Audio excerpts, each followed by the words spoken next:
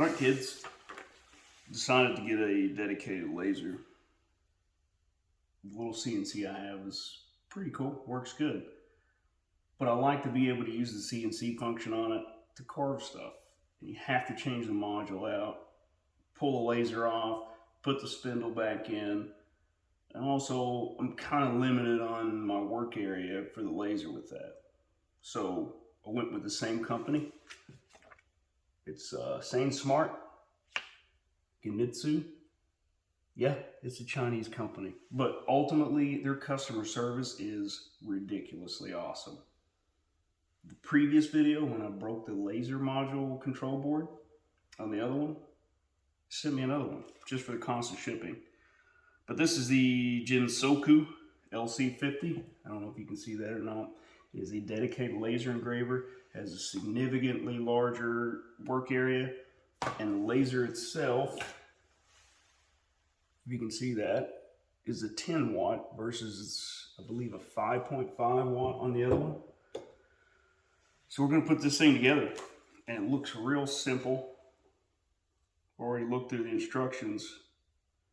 So in the spirit of keeping things overly complicated, I think we'll use the Deutsch instructions. Should add another element of complication and increase the chances that we're going to screw something up badly. Let's do it. So I want to point out a few things here first.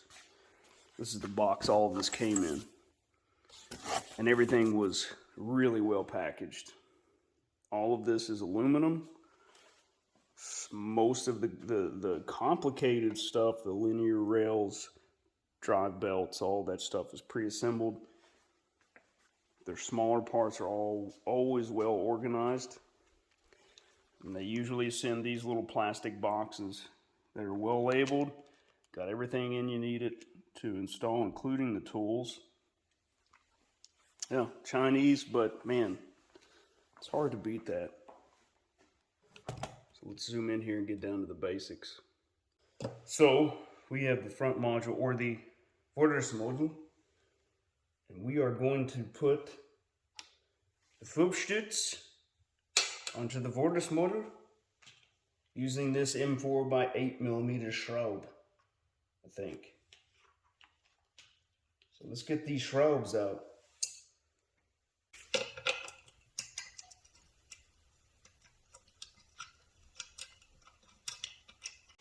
These Fubstütz are finely milled.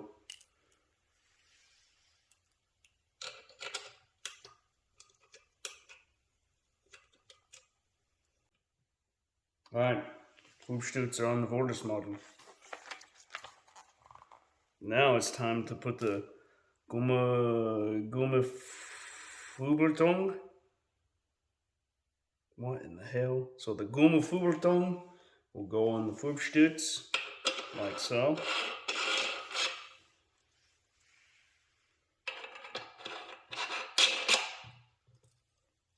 Now, this does come with these extended leg pieces so that you can use a roller with it.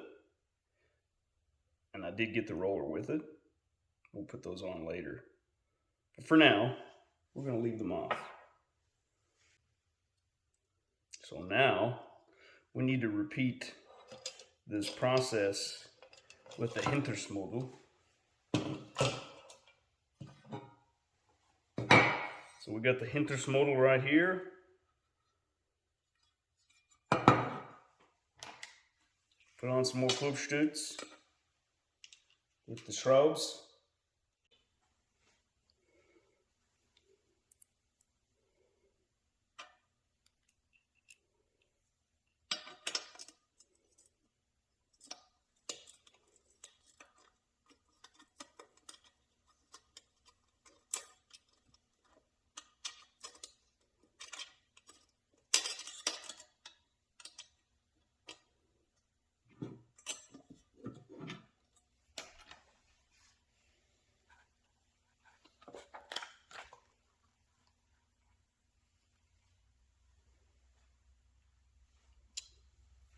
Again, we're going to put the Kommer företagen on the Fubstützen.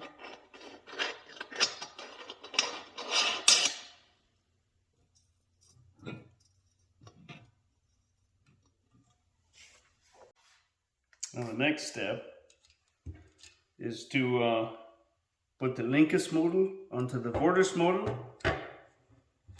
And it's important apparently to make sure that you put the front shrubs in before you put in the top shrubs. So the screws go in the front, or bolts I guess rather, go in the front first. This slides on from the left like this.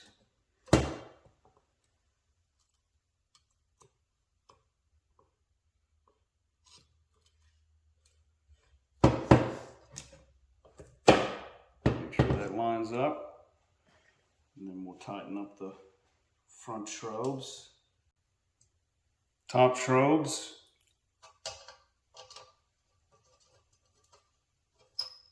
Now we have to put the rectus model.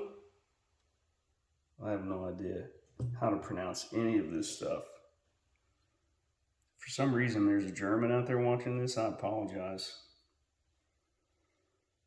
So this goes.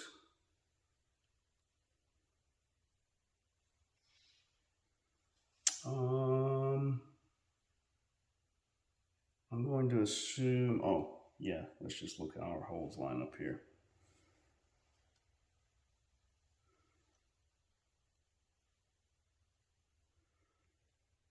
Wait, that's not the right one. That is not the rectus model. This is the rectus model. Just like the other one. Now, it needs to slide in from the right. It's got little grooves there that fit over the screws from the feet. Again, we're going to use this M4x10 bolt. Tighten in the front before we do the top.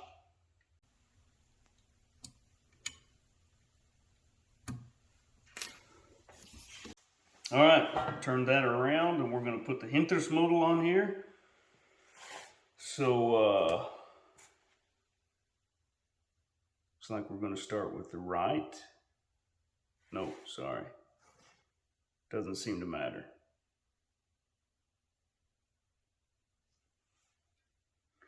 There is a little screw sticking out here from the foot. And there's a track on the bottom of each side that slides over that. Or groove rather. We're just going to make sure those are lined up.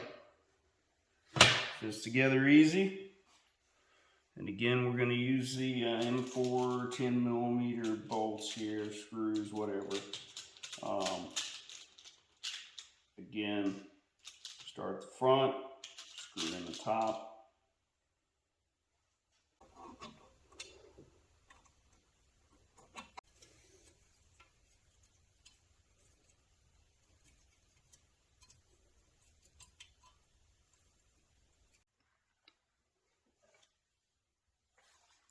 So the next step is to put this control rod in there. We got a belt over here in the corner that this is going to wrap around this. We've got a coupling. It's going to link this to this motor down here.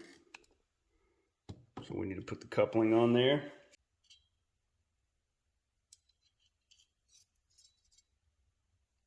So one hole is smaller than the other. This is going to go on the shaft of the NEMA motor, the stepper motor over there. So this larger diameter goes over the rod itself.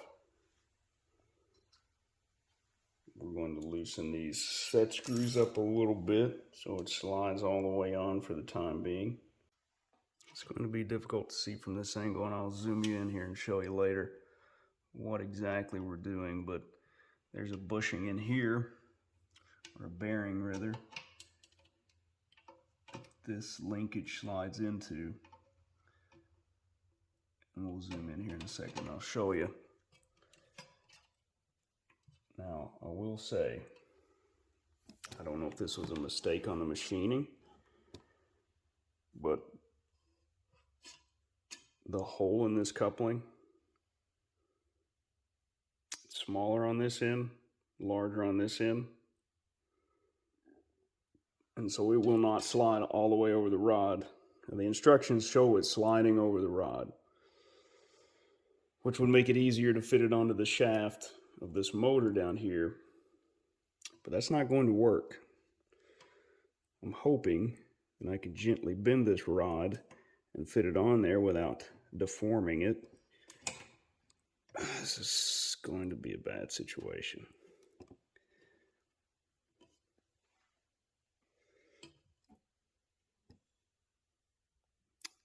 This may not fit at all. Yep, it doesn't fit. Doesn't fit on there. So we're going to have to do something with this. I don't know. This is what I get for giving so much credit to this company. Now, this 3/16 bit fits pretty good. Got it in my vise here. And what we're going to do is just run this bit down there and clean that little lip off, hopefully. We're doing it from the back side that actually fits, so that will help align us, and that way we're not getting a wonky hole in there.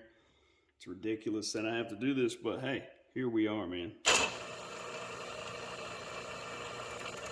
Very slowly.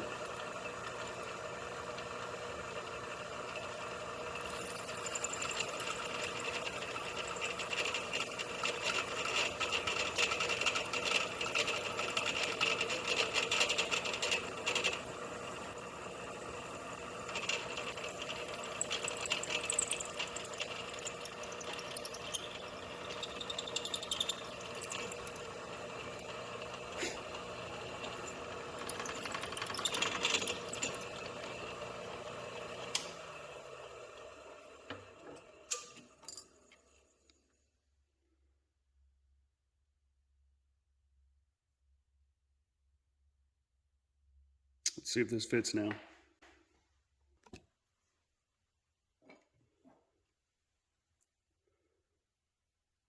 Took a little time, but we got it there.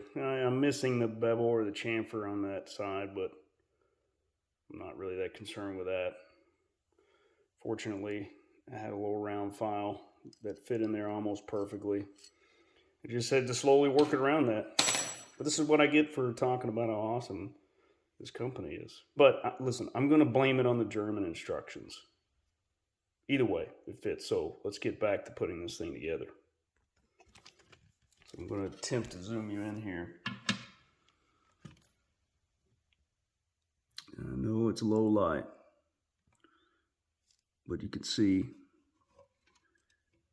this pulley here is working around the timing belt. It's fitting into a bearing. You really can't see it from back here. And then it connects to the motor shaft down here with the coupling.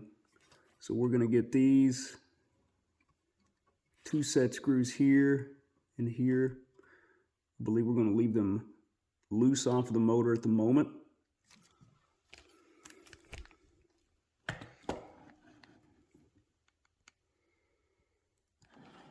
Back to work, kids.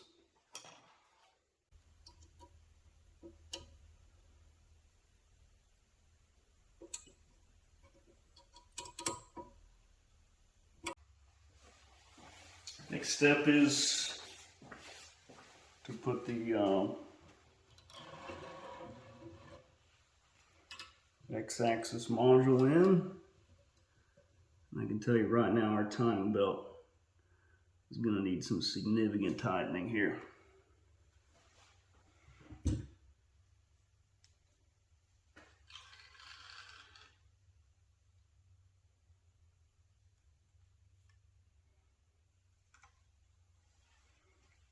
So the X-axis goes in like so.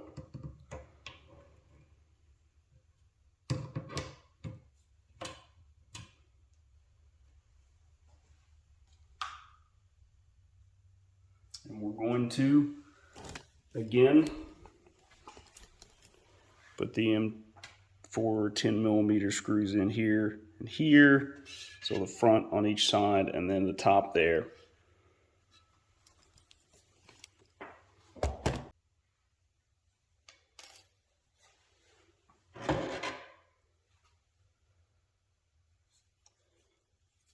I guess it would help if these were lined up properly, right?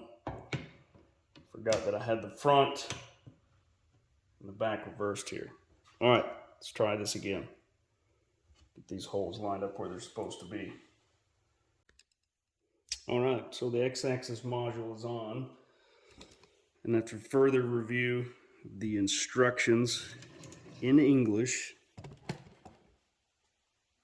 the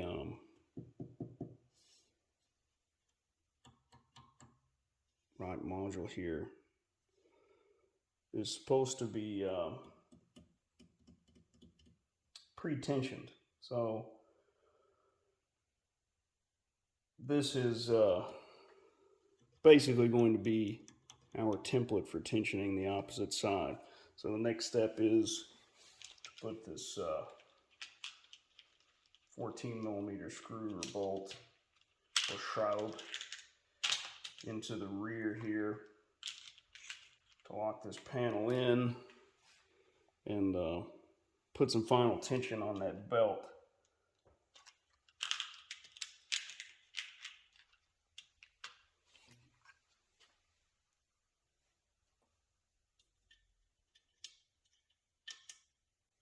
Yeah, so down here,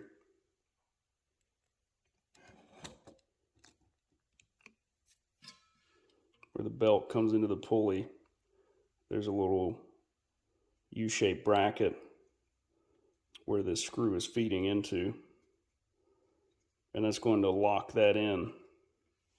Now there's another screw on this side right here that you can use to loosen that pulley. This pulley bracket right here, and will allow it to slide forward and back using this screw. Pretty straightforward mechanism there. So let's get this one in, then we'll switch to the other side and tension it up. So on the left rear side,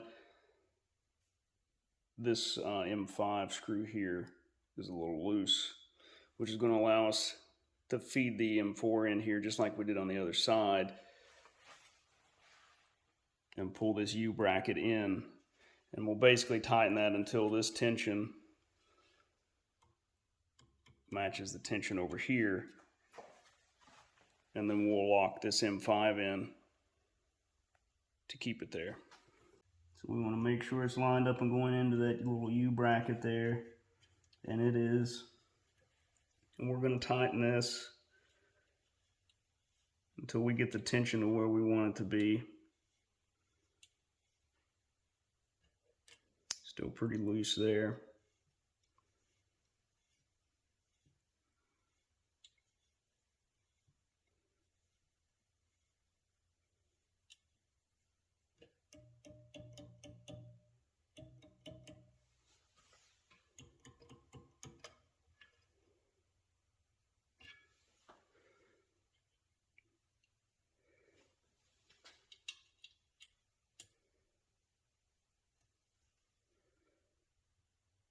So I can just barely push that down from the top and make it meet. Probably needs to be just slightly tighter.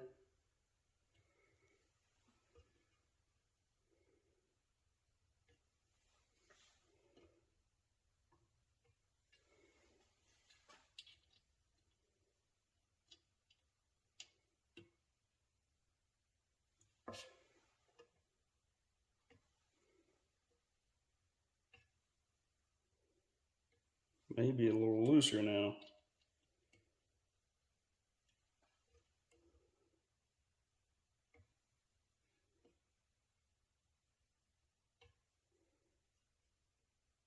Yeah, that feels pretty good. So we're going to tighten this M5 down over here.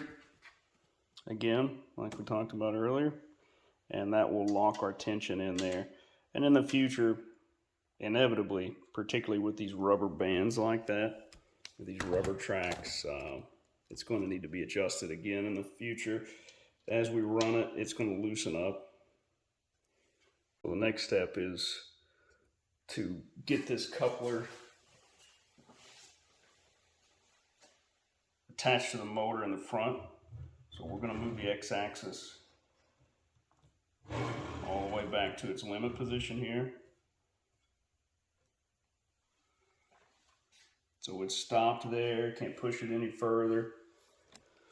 And then we're going to tighten these other screws down here on the motor side of that coupler. Now that the shaft is coupled up with a motor, we need to test the x-axis movement, see if it moves smoothly.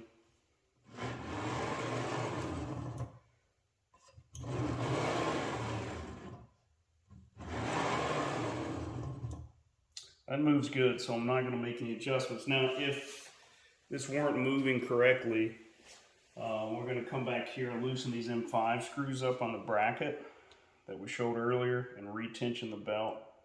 I'm pretty happy with that, so we're not going to dick with it at the moment. Move on to the next step here, which is installing the laser module itself. So I'm going to reorient this here. Actually, you know what? I'm going to leave it like it is. You got a better view there.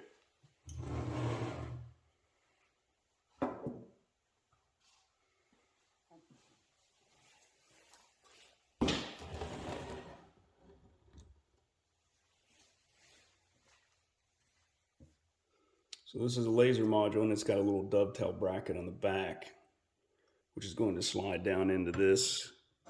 So pretty straightforward. We'll slide that down in there and tighten it up. So this side screw here loosens and tightens it.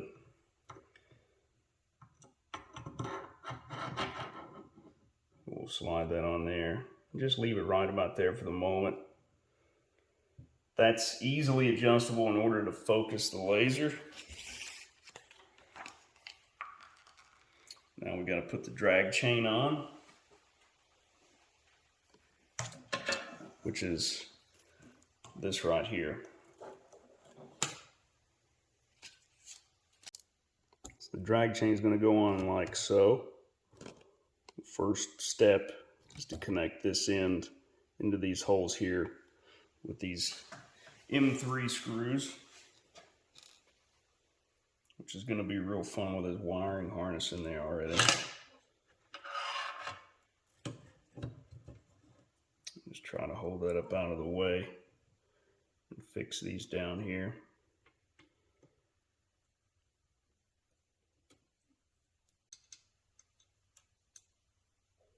So I'm not going to over tighten these and crack that plastic. Just want to get them snug. On the other end of the drag chain, it's going to come over onto the top of the bracket for the laser module. Same screws just like earlier into those holes there. So a lot of the wiring is already kind of where it needs to be. This motor controller and limit switch cable for the y-axis needs to be routed around.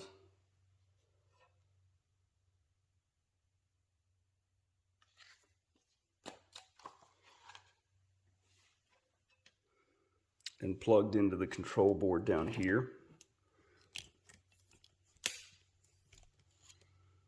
And these are all pretty conveniently labeled. The instruction shows it going into this port here. And that's basically for the limit switch. So that's the y-axis limit switch there. So we'll wire that in. A couple other little things to plug in there, but for the most part, there's not a lot of wiring left to do. And I'm not going to bore you with all that because this has all been boring as hell already. All right, so we used a little alignment space here, which goes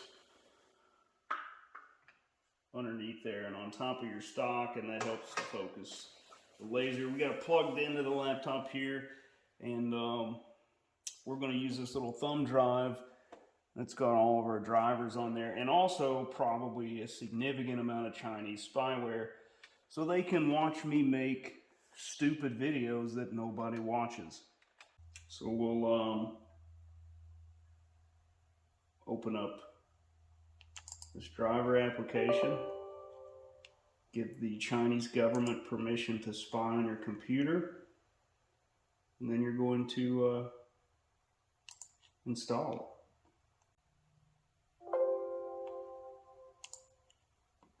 And now we have successfully installed it. Next thing to do is to,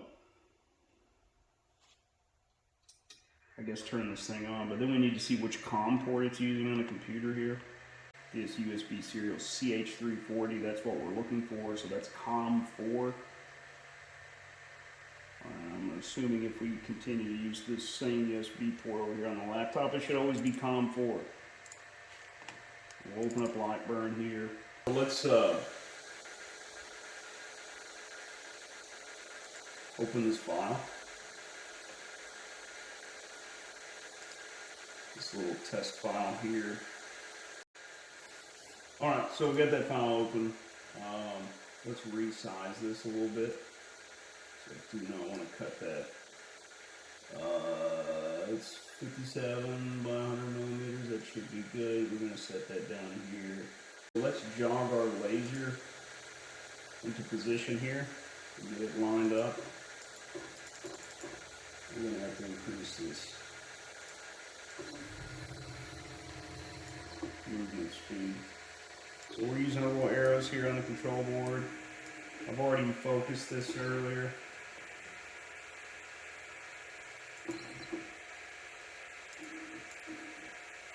You just move it up, line it up with this corner roughly. And we'll set this at the origin. So we've got this set at 35% power. Let's see how it looks.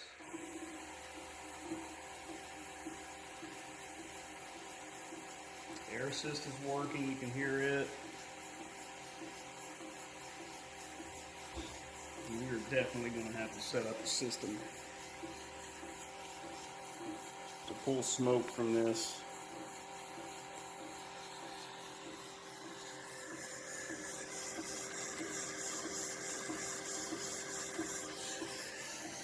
And that's what we're burning there.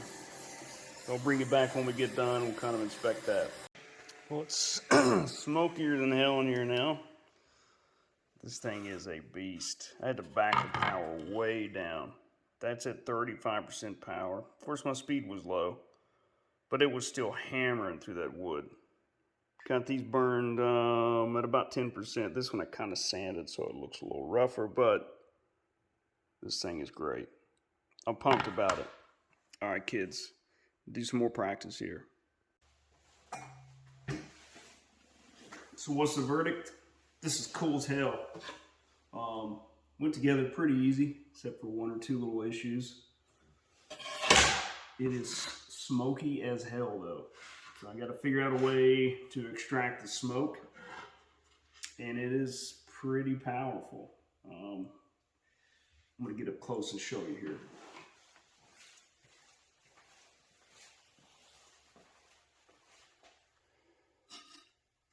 So you can see the depth of cut on this little test image I started.